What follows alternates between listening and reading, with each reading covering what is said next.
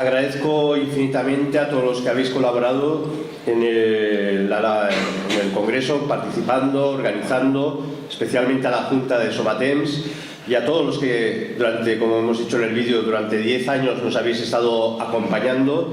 Yo la verdad es que la segunda vez que he visto el vídeo pues me he emocionado, porque han sido 10 años realmente pues intensos, duros, pero también muy gratificadores, descubriendo que hay verdaderos amigos, compañeros, gentes de bien, que queremos el bien para Cataluña y para España. Le he puesto a la conferencia, el título iba a ser hacia una psicopatología del nacionalismo, pero le puse el apátridas al principio, y esto veremos que tiene sentido al final de la conferencia.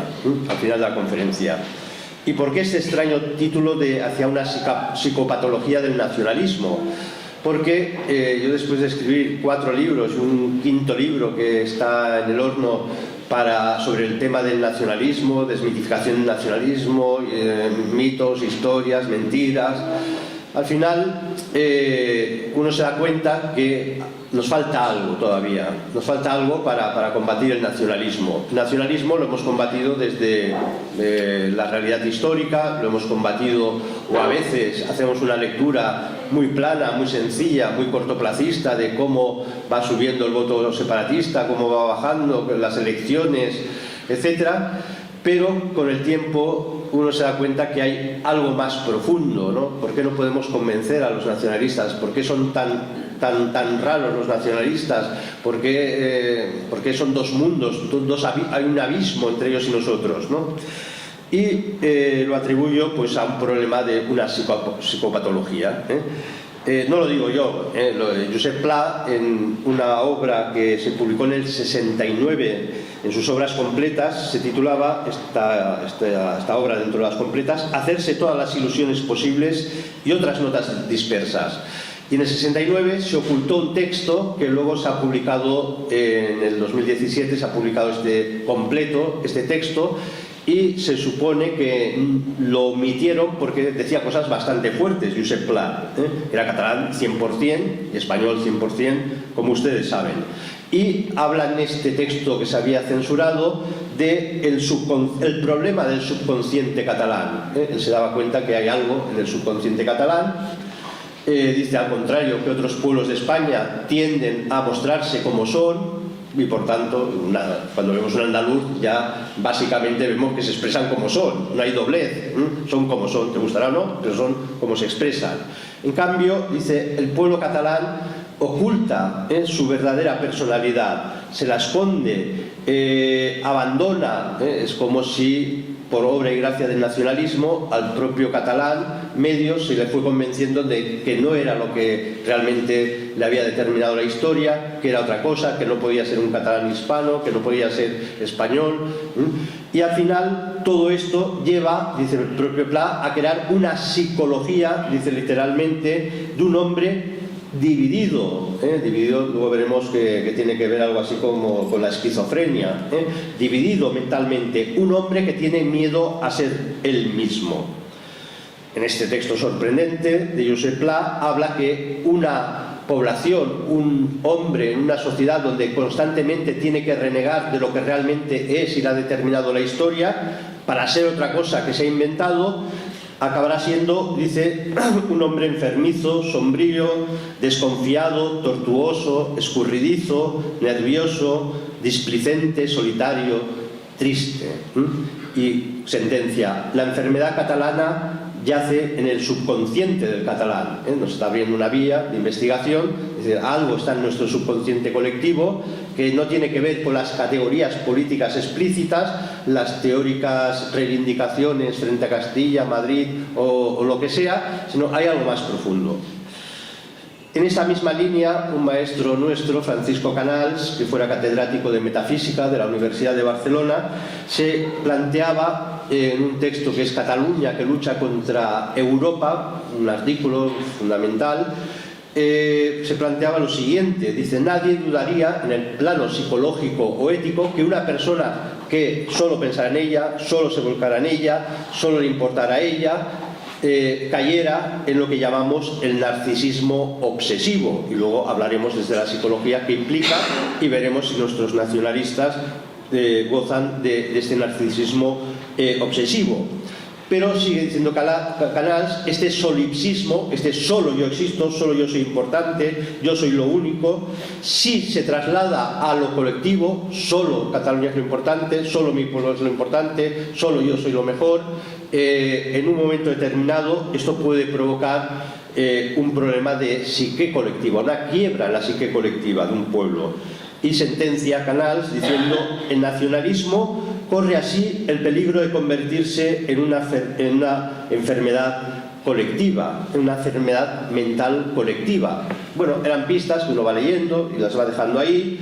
En los años 80 en El País se entrevistó a Julio Caro Baroja, sobrino de Pío Baroja, y en esos años de hierro de ETA, que mataba ahí el problema vasco y todo esto, el entrevistador le dice: ¿y cómo solucionaría usted el problema vasco? Y Julio Caro Baroja dijo: enviando trenes llenos de psiquiatras, porque esto ya no es una cuestión política, esto es una cuestión de un desquicie colectivo de un pueblo, y aquí hay que solucionarlo de otra forma que no sea la política, necesitamos los psiquiatras.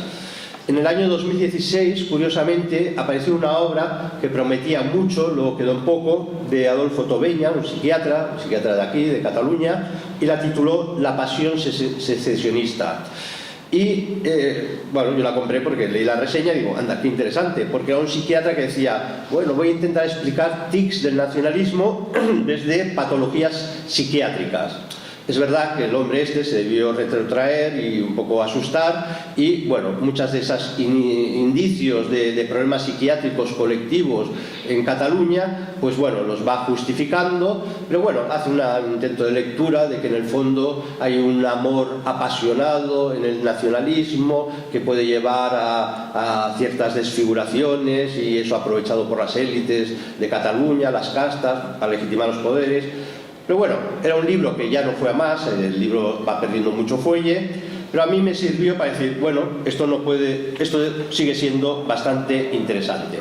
Y de ahí esta ponencia, ¿no? Intentar un acercamiento a ver cómo desde la psicología se han analizado patologías concretas, personales, pero que a lo mejor las estamos reproduciendo colectivamente, y a lo mejor nos van a iluminar bastante de temas de por qué es casi imposible discutir con un nacionalista y convencerle de una realidad histórica, ¿no? Empiezo con una anécdota que la leí sobre Carlos Puigdemont. No sé si es real o no, lo leí en un artículo que cuando todavía estaba aquí Puigdemont y viajaba a Madrid desde el aeropuerto de Barcelona, cuando aterrizaba en el Prat, hacía lo posible e imposible por aparecer por el área de vuelos internacionales, ¿no? Porque así, si conseguía salir por ahí, decían: este viene de otro país, ¿no? Y venía de Barcelona, ¿no? Bueno, yo no sé si esta anécdota es verdad o mentira, no me extrañaría que fuera verdad, pero caso de ser verdad, nos determina una mente inmadura, una mente con una imaginación absolutamente quebrada, por lo tanto, una persona con un cierto problema o desequilibrio psicológico, ¿no? Y esto es lo que un problema personal, pero que tenemos que conseguir conectar con los mismos o posibles problemas psicológicos de los colectivos. Una persona, un intelectual que todos conocemos, que lo intentó, es Freud. Freud escribe una obra de pensamiento muy tardía. Freud empezó intentando entender problemas individuales y cada vez se dio cuenta que estaban muy conectados con las dinámicas sociales. Y escribe una obra en 1921, la psicología de las masas y el análisis del yo, donde ya avisa que hay esta conexión, y esto explicaría la necesidad de una psicología social, explicar los comportamientos patológicos de los colectivos. Él incluso habla de cuando yo pienso en el otro lo acabo, por mucho que sea mi mujer, por mucho que sea mi amigo, como sea otra persona, esto siempre acabará siendo psicológicamente un enemigo, un adversario. Esto es una antropología muy pesimista que enseguida desarrollaré. Pero esta obra, Psicología de las masas y análisis del yo, es una respuesta a otra obra muy anterior, finales del XIX, de Gustave Le Bon, La psicología de las masas. una obra que, por cierto, se sigue estudiando, se sigue leyendo en las escuelas de marketing para estudiar comportamientos de masa, consumo de masas, y el propio Freud recoge ideas interesantes de Gustave Le Bon. Por ejemplo, cuando intenta describir el comportamiento de una masa y dice: la multitud es impulsiva. Cuando digo esto, piensen, por ejemplo, un 11 de septiembre o una manifestación separatista. Esto es el esfuerzo que tenemos que hacer, lo que dice Le Bon a finales del siglo XIX, a ver si lo hemos visto en los últimos años aquí. La multitud es impulsiva, versátil e irritable y se deja guiar casi exclusivamente por lo inconsciente.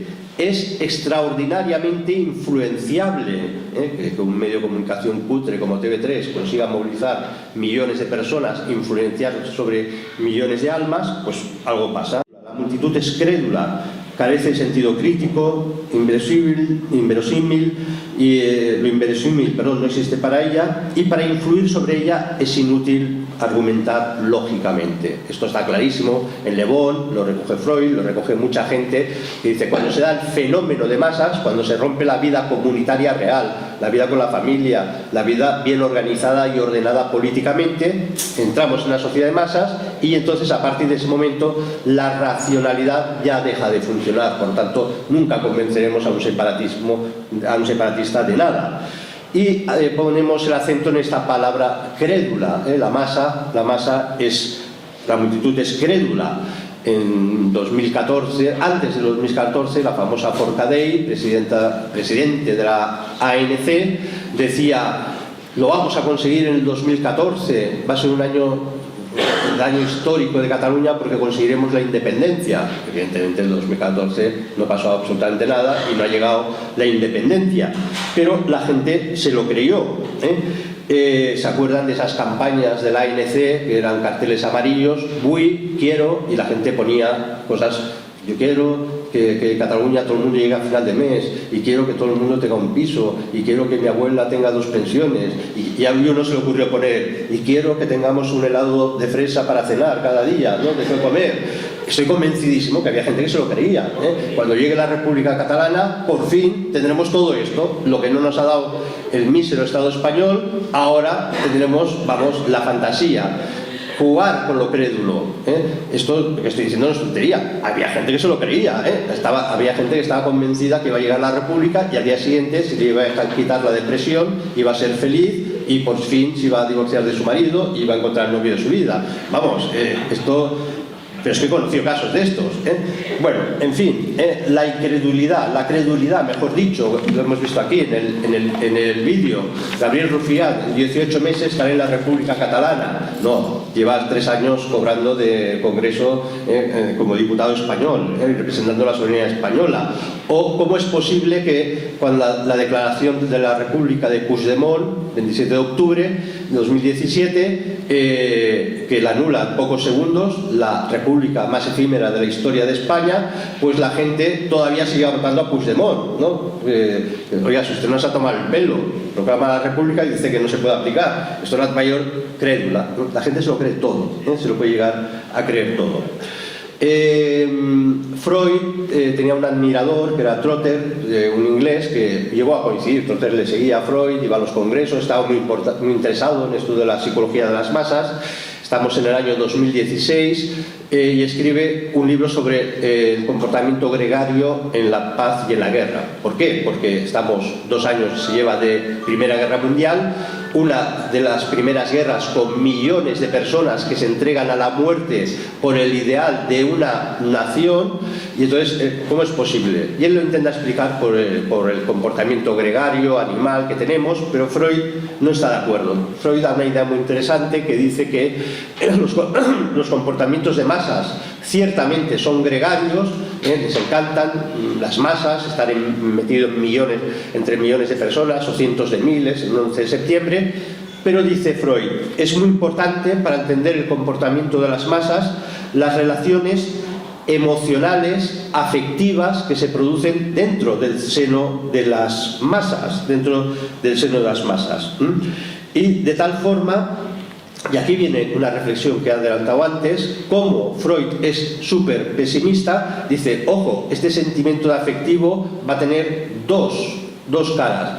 Por un lado, puede ser positivo, dice, pero cuando yo considero a los demás como un otro que entra en mi vida o con el cual me relaciono, pues a partir de ese momento toda relación, aunque sea teóricamente de amor, afectiva, siempre esconde una agresividad.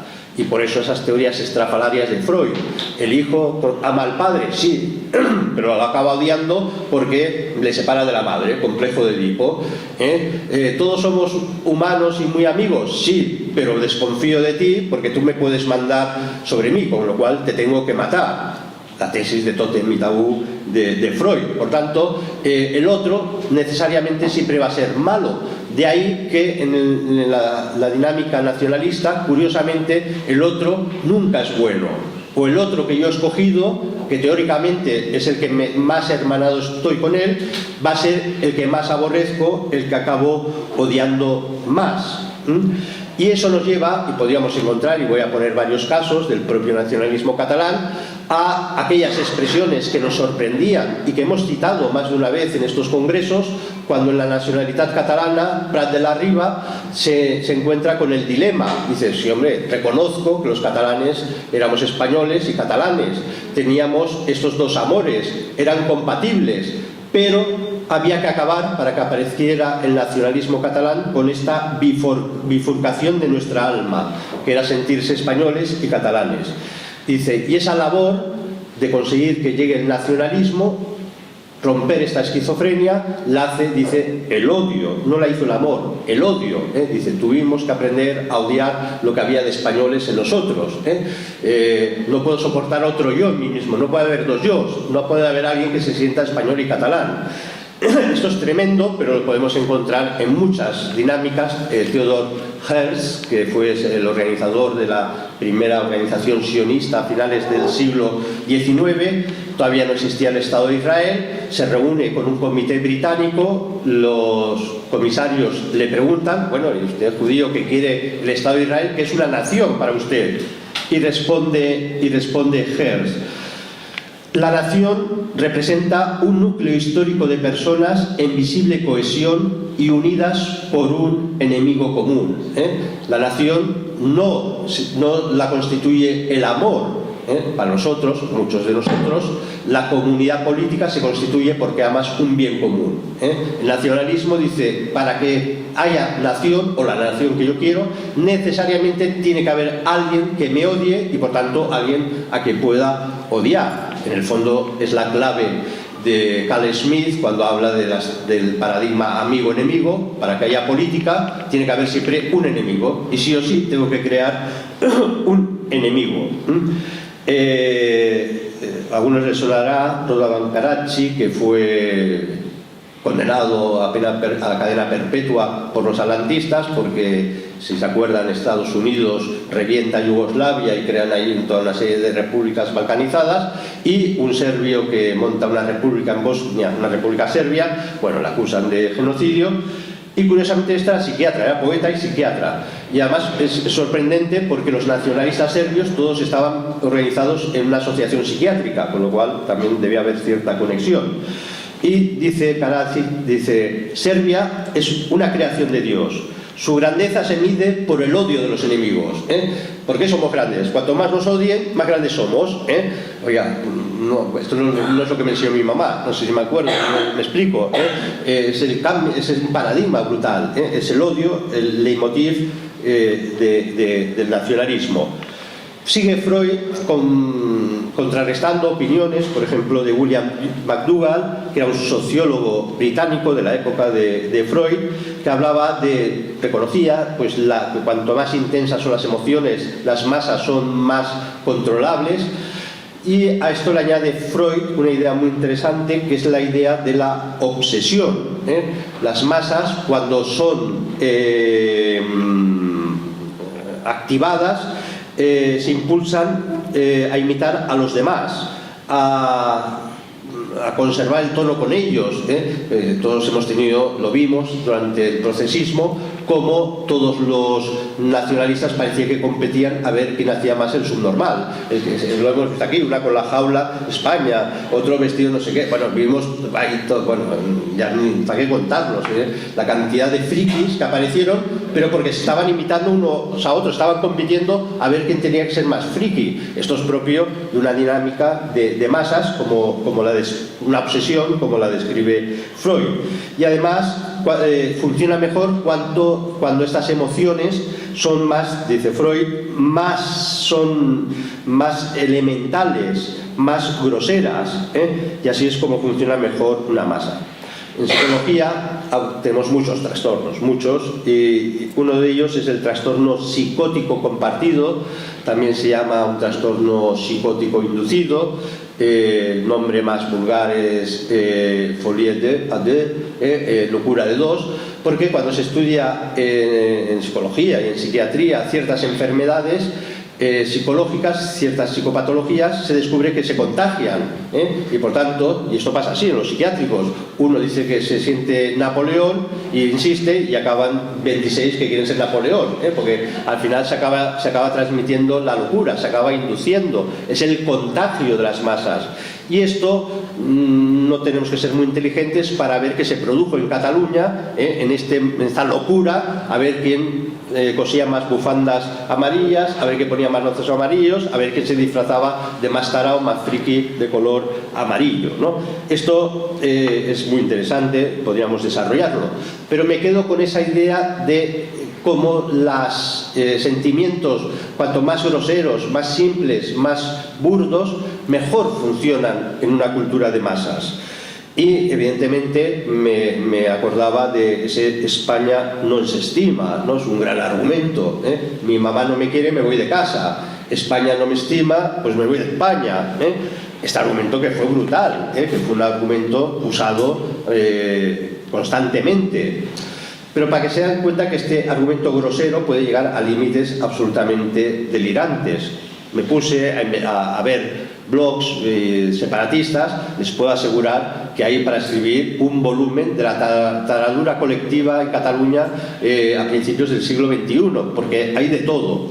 Un ejemplo, en un blog titulado Contrafort, el 7 de enero de 2010, aparecía como título de un artículo: no podemos violar a España si no nos ama. Esto es fantástico, Hay que violar a España. Bueno, pero si no nos ama no tiene gracia, ¿no? Primero que nos ame y después la violamos, ¿no? Pues este tío está tarao, ¿no? Entonces, de ahí el artículo se leía lo siguiente: España no nos ama y por eso debemos asumir el camino de un Estado propio. Un argumento fantástico, Mi papá no me quiere, lo mato, o mi papá no quiere, le robo la casa, Y sigue: España no ama a Cataluña y a menudo le profiere una versión que a veces se muestra enfermiza, insana y angustiosa. España es enfermiza, insana y angustiosa. Y uno está diciendo: no, oiga, el que ha escrito esto es el enfermo, es el insano y es el angustioso. Usted está proyectando su taradura en España. Y esto, no se preocupen, esto desde la psicología se puede explicar muy fácilmente, porque esto es lo que llamamos una proyección, especialmente proyección primaria o negativa, según la cual muchos tendemos a nuestros propios defectos proyectarlos en los demás. Yo robo, pues digo que todo el mundo es un ladrón. Yo soy un adicto, pues todos son adictos, etcétera, etcétera, etcétera. Esto se estudia en psicología y son hábitos, son mecanismos psicológicos de gente especialmente desequilibrada. Y esta proyección primaria o negativa que dice la psicología se corresponde a lo que llamamos personalidades paranoides o los paranoicos, sujetos paranoicos, donde cuando se estudia en psicología una persona paranoide, la característica es la desconfianza. Lo aplicamos a nuestro caso. Todos tenemos la percepción, cuando hablamos con un independentista, que tiene una desconfianza absoluta hacia España. Pase lo que pase, España nos la va a colar. No dan el más mínimo margen de, claro, España puede hacer algo bueno por Cataluña. Todo lo que haga España, incluso ganar la Eurocopa, esto va contra Cataluña, la desconfianza. Bien, entonces hay una Biblia de los psicólogos, que es lo que llamamos el diagnóstico estadístico de desórdenes mentales, DSM en inglés, y es la Biblia. Viene de Estados Unidos, pero aquí los psicólogos, muchísimos psicólogos lo siguen como si fuera la Biblia. En este manual, el DSM-5, en la versión 5, nos habla precisamente de estas personalidades paranoicas, y algunas características les sonarán a ustedes. Desconfianza en los otros, por lo tanto, todo lo que digan, interpretar que todo comentario va contra es denigrante y amenazador. Esto es lo que les pasa a los nacionalistas. Dicen algo desde Madrid, esto va contra nosotros. Siguiente característica de un paranoico: desconfianza, rencor persistente que lleva a no olvidar pretendidas injurias. En 1714 nos hicieron esto, oiga, que ha pasado 300 años, pero nos hicieron esto, que han pasado 300 años, pero nos hicieron esto, ¿no? Un rencor ya persistente, da igual, ese rencor va a existir siempre. O las personalidades paranoides sufren estados psicóticos. Esto tiene mucho que ver, esta expresión puede salir muchas veces ahora, porque el estado psicótico se caracteriza por la desrealización. ¿Qué significa? La pérdida del sentido de la realidad, en cualquier ámbito. Cuando está Puigdemont en Waterloo y está con su Consell de la República, debe estar imaginando que hay toda una república funcionando y él tiene un super equipo de ministros republicanos y presupuestos y tal. Oiga, esto es un delirio. Usted es un tío que le han alquilado un piso, le están pagando bajo mano y poniendo una serie de ventajas a la Generalitat bajo mano ilegalmente para que usted sobreviva. Pero esto del Consell de la República no tiene ni sentido. Esto no es ninguna realidad. Esto es una pura imaginación, un delirio que usted se ha producido. Bien, y por lo tanto, como decíamos, el delirio paranoide provoca también una desconfianza patológica, y la podríamos reconocer en famosos textos. Nos acordamos todos de Pujol, se ha citado hasta la saciedad, cuando Pujol en el año 58 hablaba de los andaluces. El hombre andaluz no es un hombre coherente, es un hombre anárquico, destruido, es generalmente un hombre poco hecho, un hombre que hace 150 años pasaba hambre y tal.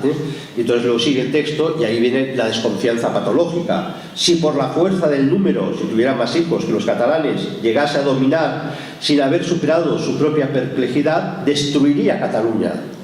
Por cierto, argumento que ahora podríamos decir, como los musulmanes tengan más hijos que nosotros, también destruirán Cataluña. Pero curiosamente el argumento solo funciona con los españoles, con los castellanos, no con los musulmanes, misteriosamente. Y no solamente el fenómeno paranoide acaba aquí, sino que va a llevar directamente a la esquizofrenia. Esquizein en griego es ruptura, división, separación. De ahí viene esguince, ¿no? Un esguince está roto, un nervio, un músculo. Fren es mente. Por tanto, un esquizofrénico es que dices una cosa y la contraria. Fíjense la desconfianza que manifestaba Pujol y manifiestan tanto los separatistas hacia el resto de españoles, pero curiosamente en plena caña de la secesión, en 2017, el año duro, el año fuerte, hubo una manifestación en Barcelona, se acordarán, de Volem acollir, y cientos de miles de catalanes, Volem acollir, y estaban votando para irse de España, que no vengan españoles, pero Volem acollir. Ustedes, bueno, entonces pues acullan españoles, ¿no? No sé si me explico. Si volem acollir, no, es que volem acollir els que no son españoles. Esto es una esquizofrenia. Hay que una cosa y la contraria no. Bueno, todo esto estaría, insisto, para reflexionar y preocuparnos realmente qué está pasando en España. Como lo paranoide crea una desconfianza, que esto nos va a ir llevando al complejo de superioridad luego, pero ya vemos claramente que toda obsesión acaba fortaleciendo el odio. La nueva musa del separatismo, Silvia Urriol, se acababa, ahora no sé, porque ahora ya tiene poder, pero acababa siempre sus mítines, Mori España. Un neandertal que conocerán, Tardá, Marius Bourgeois, yo que no había pasado el paleolítico, Marius Bourgeois, tal. Bueno, esto era tremendo, ¿no? Pero la cosa se va retorciendo. Los problemas psicológicos no solamente son groseros, sino que son muy retorcidos muchas veces. Un personaje que igual no conocerán, Manuel Cruells, del primer tercio del siglo XX, militante del Estat català, de la época de Francesc Macià, escribía en Nosaltres sols era la imitación del Sinn Féin, nosotros solos, ese partido, digamos, casi insurreccionista, escribió un artículo sorprendente titulado El nostre amor y España, porque ya en esa época se gritaba Mori España, los separatistas, catalanistas, separatistas, todos Mori España, Mori España. Y él escribe un artículo, Nuestro muera España, para decir que, hombre, no hay que ser tan groseros, nosotros odiamos a España, lo dice así, nuestro odio a España no es tan grosero, no es de gritos, injurias, y entonces suelta una cosa que es tremenda, dice, nuestro odio es positivo, nosotros odiamos, los catalanes sabemos odiar, los catalanes odiamos de verdad, los españoles odian odiando, nosotros odiamos positivo. Bueno, esto ya nos va indicando que la estructura, la forma mentis de ese mundo, ese criptomundo que se está generando en esa Cataluña separatista es tremendo, Todos nos acordamos como en el fútbol empezó a puta España, puta Madrid, cuando venía el Real Madrid, puta tal. Entonces encontré un manual absolutamente fascinante del MDT, que era un grupo terrorista que a todos nos suena, independentista, Movimiento de Defensa de la Tierra, y era un manual para los jóvenes titulado Petit llibre roig del y la jove independentista. Y oh sorpresa, dice a sus militantes, no hay que gritar puta España, no hay que gritar puta Madrid, las putas no tienen la culpa. Este grito de puta España es sexista. Entonces decías, qué bien, te quieres independizar de España y te has atado a la corrección política. Todo independentismo, toda independencia lleva siempre, no a una liberación de verdad, lleva a someterte a otra esclavitud. Los que hemos dejado de fumar, nos libramos de la nicotina y somos esclavos del chocolate, no sé si me explico. Al final la vida es así, la naturaleza es así, y el independentismo, me quiero librar de España y quiero entrar en Europa, que me estás diciendo que España te oprime y que Europa no te va a oprimir, ¿qué locura es esta? ¿No? Entonces, bueno, son este tipo de argumentos que vamos viendo que llevan a estos desquicios. La obsesión la idea de obsesión la retoma Freud. Yo no soy freudiano, pero me va muy bien, me va muy bien sus citas, y Freud reconoce que la obsesión tiende a transformarse en sugestión o sea, una obsesión era una sugestión y la sugestión acaba en sublimación. Esto es, la sugestión es que algo que en principio amo, tengo que convencerme que lo amo muchísimo más. Esto se aplica a las obsesiones y sugestiones amorosas. Esta chica me he enamorado, entonces la veo guapísima, altísima, riquísima, y es muy vulgar, pero bueno, la tengo que sublimar, es necesario. Pero claro, esto es porque estoy negando la realidad, entonces tengo que sublimar porque tengo que negar la realidad. Y la sublimación, el propio Freud pues lo atribuye a este fenómeno afectivo y va a agudizar el complejo de superioridad, de inferioridad y sobre todo de desrealización. Bueno, podríamos citar muchos autores, pero cuando yo sublimo algo, yo como catalán soy lo mejor, el pueblo catalán es lo mejor, el resto de España, tenemos esos textos famosos, nosotros somos arios, el resto son semitas, son moros, son tal, pues claro, si yo sublimo, los demás tienen que ser algo horribles, los deformo. Y aquí podríamos traer a colación, que es magnífico, los artículos que escribió el Quim Torra antes de ser presidente de la Generalitat, este personaje tan absolutamente ridículo, pero la recolección de sus artículos merece ser recolectados, leídos y comentados. Uno de ellos se hizo muy famoso, lo escribió en 2012 cuando se iniciaba el procesismo, y lo tituló La llengua de las bestias, y empezaba con un cuento recordando que cuando era pequeño Folch i Torres, un famoso autor catalán que escribía cuentos, y escribió un cuento sobre animales que hablaban y tal, bueno. Y entonces dice, Torres, esto hay que leerlo, dice, ahora, lo traduzco al español, dice, ahora miras a tu país y vuelves a ver hablar a las bestias, pero claro, las bestias son los que en Cataluña hablamos español o castellano, somos las bestias. Pero estas bestias son de otro tipo, no son las de las fábulas de Folch i Torres, son de otro tipo, son carroñeras, escorpiones, hienas, bestias con forma humana que solo beben odio. Pues señor, loco. Un odio perturbado, nauseabundo, como una dentadura postiza, con moho, contra todo lo que representa la lengua. Están aquí entre nosotros, les repugna cualquier expresión de catalanidad. Es una fobia enfermiza. ¿Hay algo freudiano en estas bestias? No, señor Torra, el enfermizo es usted, no sé si me explique. El que está odiando es usted. El freudiano, el que tiene un problema freudiano es usted.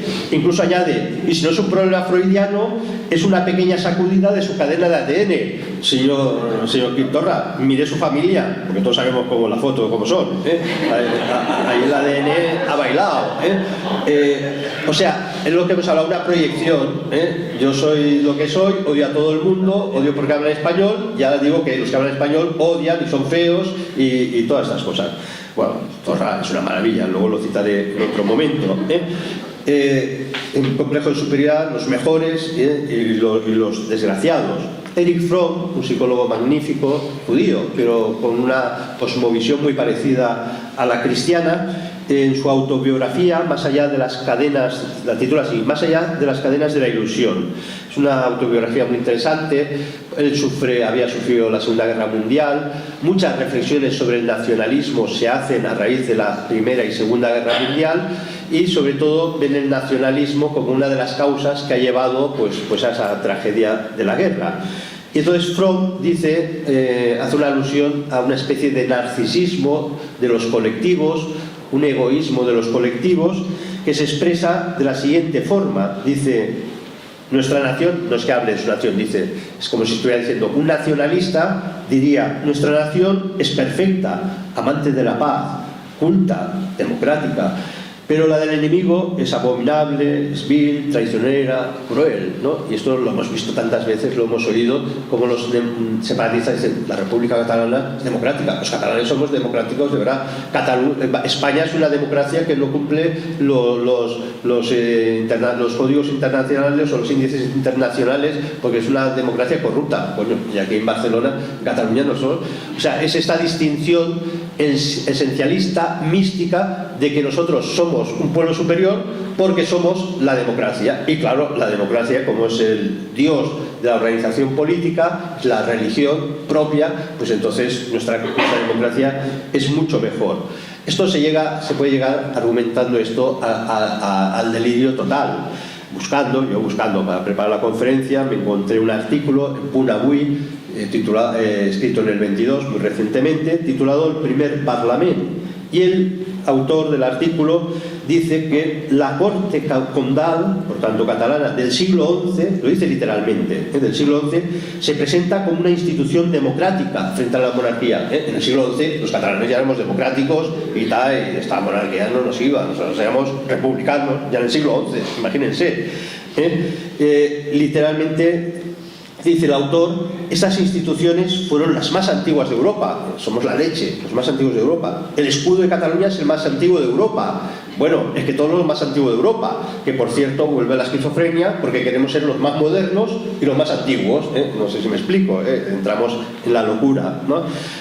Todos se acordarán, o muchos, que el 24 de octubre de 1971 Pau Casals, que había vivido el exilio después de la guerra fuera de España, fue acogido por la ONU muchas veces, y ahí le dieron un premio por la paz, y además estaba muy contento. Yo me llamo Pau, sí, Puede ser Pablo, pero Pau también es paz, y estaba contentísimo. Me mandó el premio a Pau, soy yo Pau, en la paz. Bueno, en fin, yo creo que estaba un poco ya ido. Y entonces, esto está en YouTube, lo hice en un inglés bastante macarrónico, con los periodistas todo muy temblando y emocionado. Les quería convencer de que los catalanes que estaban fuera de la España de Franco eran muy demócratas y que Cataluña era muy demócrata. Y les suelta, traduzco al castellano, Cataluña dice es que no tiene pérdida. Cataluña ha sido la nación mayor del mundo. Toma ya, no sé. Ya os explicaré por qué, se lo decía a los periodistas en inglés muy macarrónico.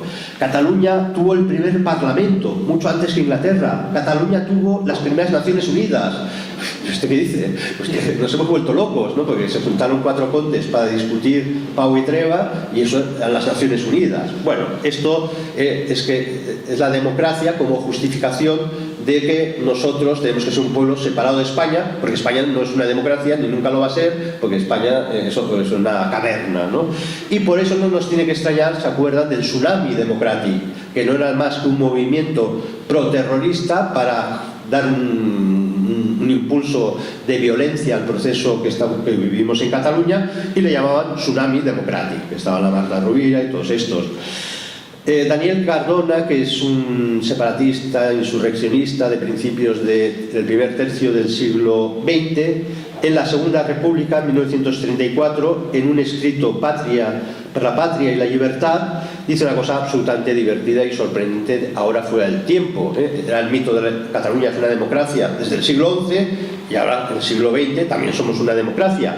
Pero como en aquella época el racialismo era la ideología más moderna de Europa y los nacionalistas catalanes la tomaron como propia, por lo tanto son los grandes generadores del pensamiento racialista en España, dice, en esta obra dice lo siguiente: seamos racistas de una patria democrática, O sea, quiero decir, aquí es lo más moderno, la democracia y el racialismo, esto es lo más moderno.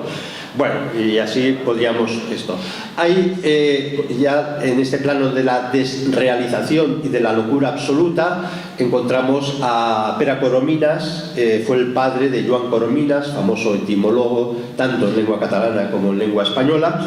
Y Pere Corominas era profundamente ya nacionalista, separatista, y voy a citar un artículo, Elogio al paisaje catalán, donde es un texto, lo cité en el Congreso de Catalanía Hispánica de Tortosa por primera vez, pero es un texto que nos lleva a ver primero el delirio del nacionalismo, la desrealización, la separación de la realidad y sobre todo una especie de extraño esencialismo telúrico aplicado a Cataluña. El texto no tiene pérdida, dice lo siguiente: ninguna contingencia humana puede impedir a la raza catalana el cumplimiento de su destino, porque hasta si fuera tan grande nuestra desventura que la gente catalana fuera del todo dominada, esclavizada, totalmente destruida y no quedara ni una mujer catalana para parir, con la sangre de los vencedores, con esas u otras apariencias, nuestro paisaje volvería a producir con los siglos otra raza tan esencialmente catalana como la nuestra. Está diciendo, ¿no? Matamos a todos los catalanes, pero amb el pi català y tal, la facheda, ya tornará a surtir otra vez un pueblo catalán. Nos hemos vuelto locos, estamos locos. Este es el padre del gran Joan Corominas, ya un tío intelectual. El narcisismo es como un egoísmo, es algo propio, es algo más que un egoísmo, pero bueno, lo podemos tratar como un egoísmo. El maestro Canals, que he citado antes, ya lo decía en ese artículo, decía: el nacionalismo es al amor patria lo que el egocentrismo desordenado en lo afectivo es aquel recto amor a sí mismo. Como diciendo, todos nos tenemos que amar a nosotros mismos, nos tenemos que cuidar, esto es un amor ordenado, esto no pasa nada, tenemos que buscar nuestro bien, nuestra salud, nuestro bien moral, pero si esto se desordena, es un egoísmo, y eso es el nacionalismo, es un egoísmo, es el falso amor a la patria desordenado y es un problema moral. Bien, Erich Fromm, ese psicólogo que he citado en una obra magnífica, El miedo a la libertad, habla del egoísmo en este sentido. Y verán que nos va a aportar algo muy interesante para entender el procesismo. El egoísmo, en versión inglesa, es el selfishness, ahora que todos nos hacemos selfies, ojo, que aquí hay unas dosis de egoísmo y narcisismo bastante interesantes, el egoísmo no es idéntico al amor a sí mismo, sino su opuesto. El egoísmo, ahora viene lo interesante, es una forma de codicia. Como toda codicia es insaciable y por consiguiente nunca puede alcanzar una satisfacción real. El egoísmo de una nación a sí misma que busca ser la mejor, la más perfecta, la más democrática, como no lo va a conseguir nunca, siempre estará buscándolo, siempre intentará conseguirlo, siempre estará en el fracaso y en la desazón de que no lo ha conseguido. Y claro, la culpa la tiene que tener España. Dice Fromm, no puede alcanzar una satisfacción real, nunca, nunca. Y esta cita de Fromm me recordaba un álbum, los más jóvenes se acordarán, de Lluís Llach, El viaje a Ítaca, que cuando éramos jóvenes y bastante estúpidos nos pareció interesante. Oh, qué bien canta este señor. Lluís Llach, no habíamos visto la trayectoria, pero el tema central es viaje cap a Ítaca. Los puristas catalanistas dicen Ítaca, no Ítaca, Ítaca. Bueno, entonces toma la letra de un griego que es Cavafis, cambia la letra, es una inspiración en la Odisea. Ulises vuelve a Ítaca, que se ha ido tomando con el tiempo como el objetivo del nacionalismo, un proceso, un viaje para llegar a la independencia, para llegar a Ítaca finalmente. Pero esta letra de este álbum uno la vuelve a releer con los años y dices, hombre, esto me explica cosas. Dice la canción, para los que no lo suenan, voy diciendo más o menos en catalán o en castellano, da igual, dice, cuando emprendes tu viaje hacia Ítaca, has de arribar-hi, has de llegar, es tu destino, la independencia es el destino, yo estoy traduciendo, ahora traduzco yo, es el destino, pero no forcis gens la travesía, no fuerces la travesía, es preferible que dure muchos años. Hombre, yo cuando voy a Madrid en AVE quiero el directo, ¿no? 2 horas y media, no quiero, bueno, voy a coger el que va a Tarragona, Lérida, Zaragoza, Guadalajara, y si te dicen, no, si vas a Málaga y tal, y luego subes y León, no, yo quiero ir en el de 2 horas y media, la travesía es un medio, cuanto más rápido mejor, lo importante es el fin, pero ya Lluís Llach ya está diciendo, no, que lo importante es la travesía. Y dice, y si llegas a Ítaca y la trovas pobre, o sea que es una mentira, o imagínense que estamos luchando por la independencia y resulta que es una porquería, una ruina y tal. Si te encuentras pobre, Cataluña, arruinada, no te preocupes, dice, porque te ha hecho sabio el viaje, lo importante es la experiencia. Y yo iba pensando, es esto es el procesismo. El procesismo consiste en que constantemente estemos encaminados hacia una independencia, porque esto da mucho dinero, porque esto a muchos, porque esto te da razón de ser, porque si consiguiéramos la independencia y nos quitaran el euro y nos volvíamos todos pobres y tal, menuda gracia. Pero aún así dirían, no, el procés està molt bé, no s'ha fet més catalans, no s'ha fet... Es el problema, evidentemente, de esto, ¿no? Bien, entonces, en esta idea también de desrealización, no me resisto para que vean las contradicciones, las esquizofrenias del nacionalismo. En 2002, Jordi Pujol, que todavía estaba ágil, en unas jornadas del Patronat Català Pro Europa, que se hicieron en el Castillo de Perelada, en Gerona, pidió que había que volver a Cataluña, había que devolverla al Estado, a la forma de ser antes de 1714. Y me acuerdo perfectamente que salió en La Vanguardia, Pujol, declaraciones, Cataluña devolver antes de 1714. Claro, yo alucinaba. Oiga, ¿seguro? Porque en 1714 los presidentes de la Generalitat eran todos obispos. Segundo, no había matrimonio civil, no había divorcio. El único matrimonio era el canónico. Tercero, existía la Santa Inquisición. Cuarto, si a alguien se le ocurre decir que es transexual, lo queman.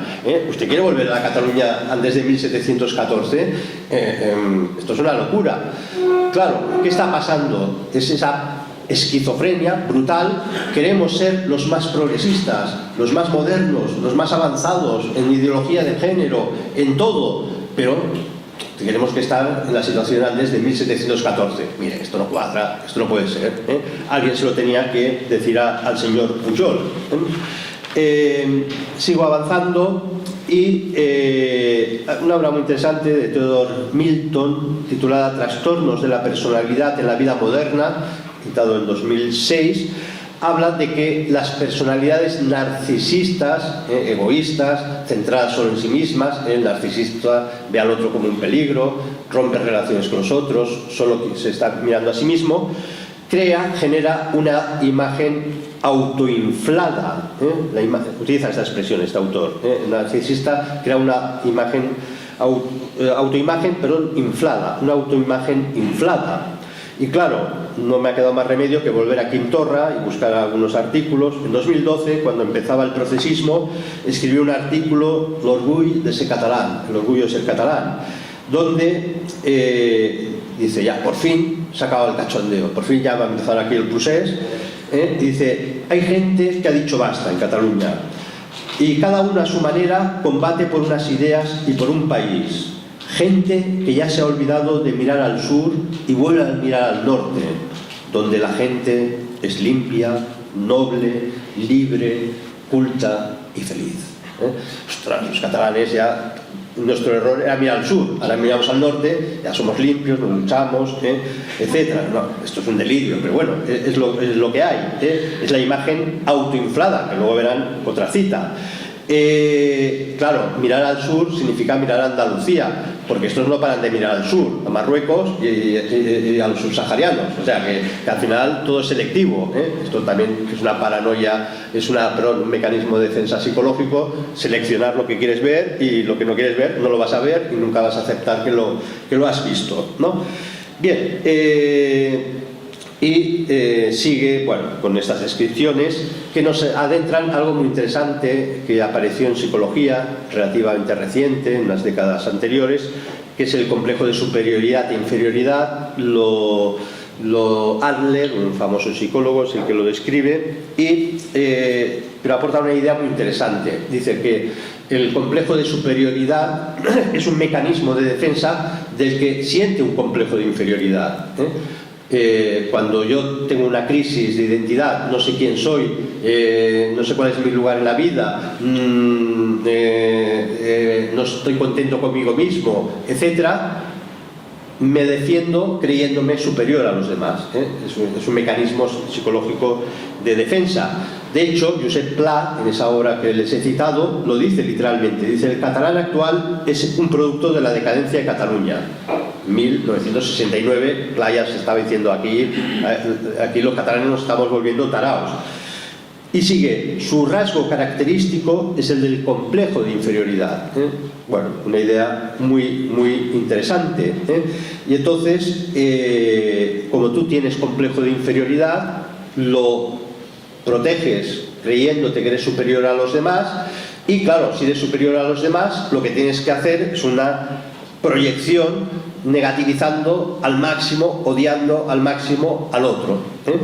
Y esto lo vemos, hay miles de ejemplos, pero lo vemos con el que creó la estelada, Vicens Ballester, ¿se acuerdan? Ese que creó en Cuba la estelada, y escribe en 1907 un himno, lo traduzco al castellano porque está en catalán antiguo.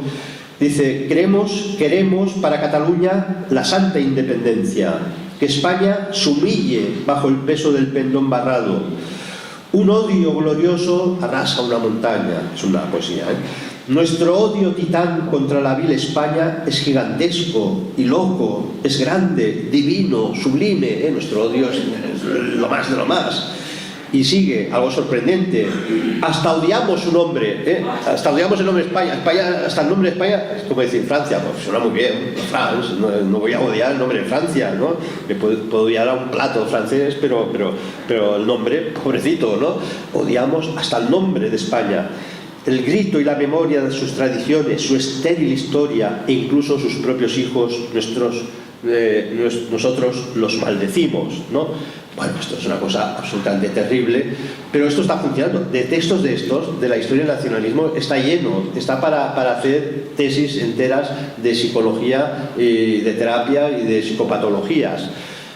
Y viendo que el catalán tiene que ser entonces mejor, recurrimos a esto, un clásico, Aiguader también es un procesionista, estuvo con la República nacionalista, se exilia en el 45 y escribe en el año 45 desde una revista que era Quaderns del Exili, donde escribían exiliados.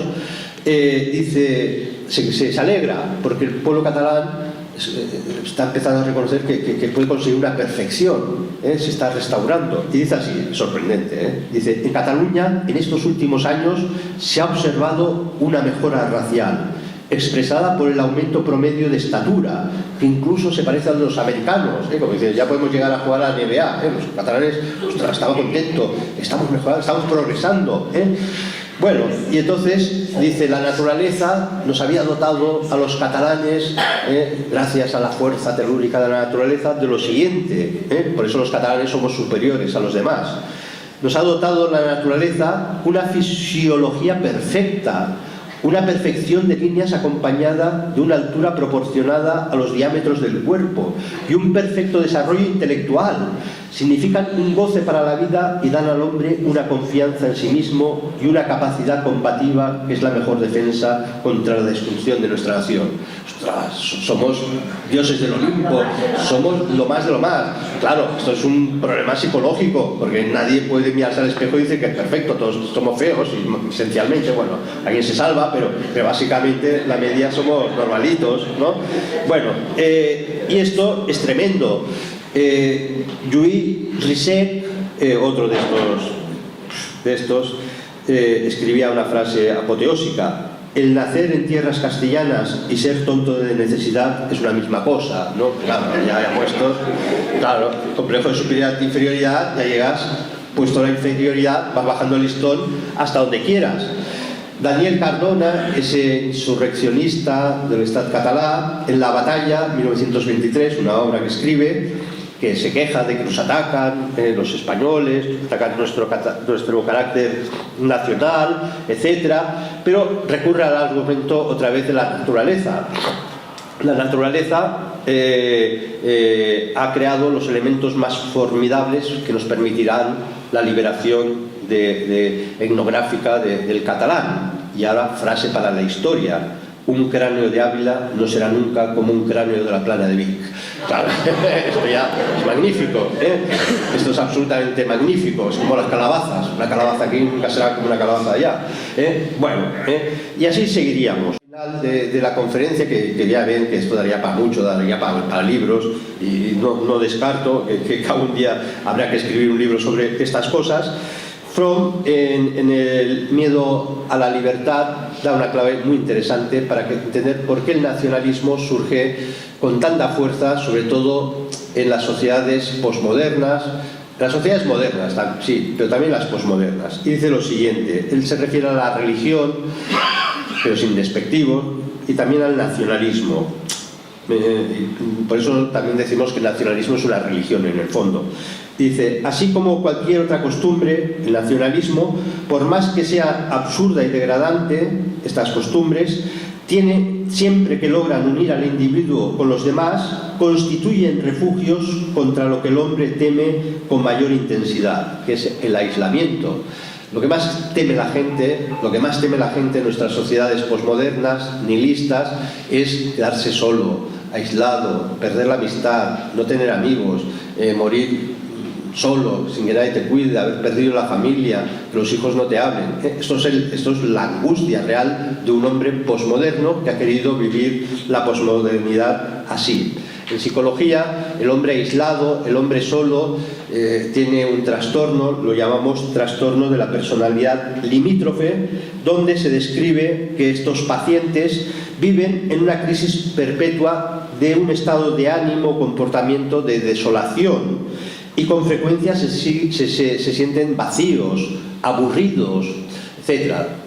Yo estoy absolutamente convencido que una parte muy importante de esas abuelitas que veíamos en los pueblos haciendo bufandas en el centro parroquial y tal, su vida debía ser tan aburrida, tan profundamente aburrida, que el nacionalismo les ofreció una razón de ser para la existencia. Estoy luchando por algo, estoy luchando por una liberación, estoy luchando por un bien, pero es que en el fondo hay un problema estructural, psicológico, colectivo o individual, que es el que te ha dinamitado tu vida social, tu vida natural, y buscas en el nacionalismo poder resolverlo esto.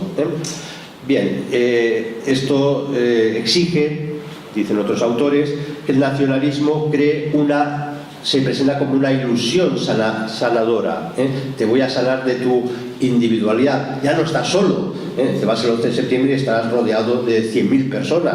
Nunca vas a estar solo. Y además con las abuelitas de la parroquia estarás haciendo bufandas amarillas y cortando plásticos amarillos. Ya nunca más voy a estar solo. Es la ilusión sanadora, muy conectada a esa desrealización, porque hay dos fases del nacionalismo que creo que son interesantes de atender. Una es cuando aparece en el siglo XIX. El nacionalismo del siglo XIX se explica porque la destrucción que hace el proceso revolucionario de las estructuras políticas naturales de la cristiandad, cargarse todos los imperios, las formas de organización, lleva a crear formas de organización de individuos desarraigados absolutamente de su realidad primigenia, que la revolución ha acabado. Y esos individuos son introducidos en colectivos artificiales, que son los nuevos estados modernos, que les van a dotar de una identidad, una bandera, un himno y una historia simplificada, lo que está haciendo el nacionalismo catalán y el vasco y todo esto, y a partir de ahí te alivias de esa muerte de las sociedades de las que provenías. Y en el siglo XXI, el nacionalismo, finales del XX-XXI, corresponde a la crisis de esos estados que se fundamentan bajo códigos nacionalistas, pero como el Estado ha creado individuos que los ha abocado al nihilismo, en este nihilismo del siglo XXI hemos visto cómo resucitan unos nacionalismos que también necesitan sentirse parte de algo, parte de una historia, parte de un proceso, pero todo es una falsificación. ¿Bien? Y entonces ahora sí acabo con una reflexión final que, permítanme, sirva de conclusión, de reflexión también final de este 10º Congreso de Catalanidad Hispánica, porque creo, o voy a intentar transmitir, que el sentido, la finalidad de por qué hemos estado estos años trabajando, por qué hemos estado luchando. Hay una obra que creo que es de lectura casi obligatoria, de Rafael Gambra, El silencio de Dios, donde el prólogo es de Gustave Thibon, y es un prólogo breve pero muy potente, muy rico. Y dice en este prólogo, Thibon dice: hoy estamos presenciando la agonía de la polis, de la ciudad de los hombres, de la política en el fondo. El liberalismo, ese liberalismo decimonónico, al aislar los individuos, por un lado, y el estatismo, el liberalismo lo que dijo es arrebatar a los individuos de sus entidades naturales. Esos individuos, luego el Estado moderno, liberal, los reagrupa en vastos conjuntos artificiales y anónimos. Esto han transformado a la sociedad en un inmenso desierto cuyas ciegas arenas son arrebatadas por los torbellinos del viento y de la historia. Sigue Gustave Thibon, y digo, estoy ya haciendo una reflexión final del Congreso. En el fondo dice: estamos en un siglo donde reina el conformismo, el absurdo, el desorden, donde hay el ídolo de la revolución permanente, en nuestra versión catalana es el procés permanente. Se ha convertido en el centro de atracción para los rebaños de esclavos teledirigidos. Nada hay más nuevo ni más insólito, y esto es como una esperanza, una llamada a nosotros, nada puede ser más nuevo y más insólito que predicar el retorno a las fuentes y defender la naturaleza y la tradición.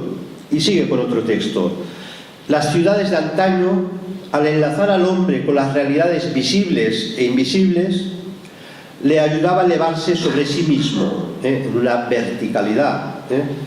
Hoy en día el ideal que se propone no es la verticalidad sino la horizontalidad, donde solamente podemos aspirar a huidas para adelante, pero no crecer para arriba, ¿eh? Por eso el individualismo y el estatismo que nos propone el nacionalismo están en el mismo plano, es el mismo juego, ¿eh? Nos harán creer que somos muy individualistas y nos someterán a las categorías de una nación creada, y a la fe de un nacionalismo, de una nueva religión. Pero esto es plano, no es incompatible, está en una situación de vida plana, ¿eh? Entonces Rafael Gambra, el autor de esta obra, que es prologada por Tibón, nos apunta, digamos, llora porque se ha perdido el arraigo patrio. Dice, la situación que estamos es el arraigo patrio. Por eso quise titular la ponencia, empezarla con apátrida. Somos sociedades apátridas, el nacionalismo nos arrastra a una sociedad apátrida, porque apátrida es el que no tiene patria, porque ha estado desarraigado, se le han roto las raíces, no tenemos absolutamente raíces, ¿eh? Cuando vemos un árbol plano, normalmente es porque es un árbol caído, es un árbol muerto, ¿eh? Un árbol con raíces, está mirando la copa hacia arriba, hacia el cielo, hacia la luz, está absolutamente buscando algo, ¿eh? Entonces, nuestra lucha, es mi reflexión, nuestra lucha, y coincidiendo con Rafael Gambra, por las patrias, por recuperar la patria, por recuperar la comunidad política, las sociedades naturales en las que cada hombre tiene que vivir. Hay una idea muy bonita de Gambra que comenta El Principito, cuando todos se acuerdan de la escena, que el zorro le pide al Principito que le domestícame. Y entonces, claro, puede interpretarse que el zorro está loco, que te esclavice. No, domesticar no es que te esclavice, domesticar es que te cree una casa, doméstico, que te haga de la casa, te haga del hogar, ¿eh? Por eso todos necesitamos ser domesticados, lo cual no significa la esclavitud. Lo que quiere el separatismo, el independentismo y toda la modernidad que arrastra es que seamos dueños absolutos de nosotros mismos. Cuando alguien se cree que es dueño absoluto de sí mismo, le puedo asegurar que está bajo la categoría de esclavo, indudablemente, ¿eh? Y por tanto dice Gambra que si recuperáramos, o una vez ha perdido el sentido de patria y comunidad política, lo que nos depara a los hombres es, o mejor dicho, tenerla nos daría la posibilidad, vivir la vida como en un hogar doméstico, como en casa. Esto es la patria en el fondo, ¿no? Sentirte en tu casa, ¿no? Nos daría el sentido de las cosas y la maduración en el vivir, ¿eh? Y todo este mundo moderno y posmoderno lo que está buscando es lo contrario, que perdamos el sentido de las cosas, por eso arrastra a la gente al nihilismo y evita que la gente madure el vivir, no viva la vida porque no entiende la vida y no entiende lo que es un proceso de una vida madura, de una vida buena, ¿eh? Y por eso tanta gente es tan infantil. El puerilismo, el infantilismo es la condición para que funcionen las actuales democracias posmodernas. No sé si me explico, ¿eh? Y por tanto, ante esta última reflexión, pues llamamos desde Somatemps, o justificamos nuestra lucha durante estos 10 años, porque nosotros hemos estado pidiendo, reivindicando la restauración de nuestra patria. Ojo, no como un fin en sí mismo, sino como el modo más completo de restaurar al hombre que la posmodernidad y la modernidad han destruido. Muchas gracias.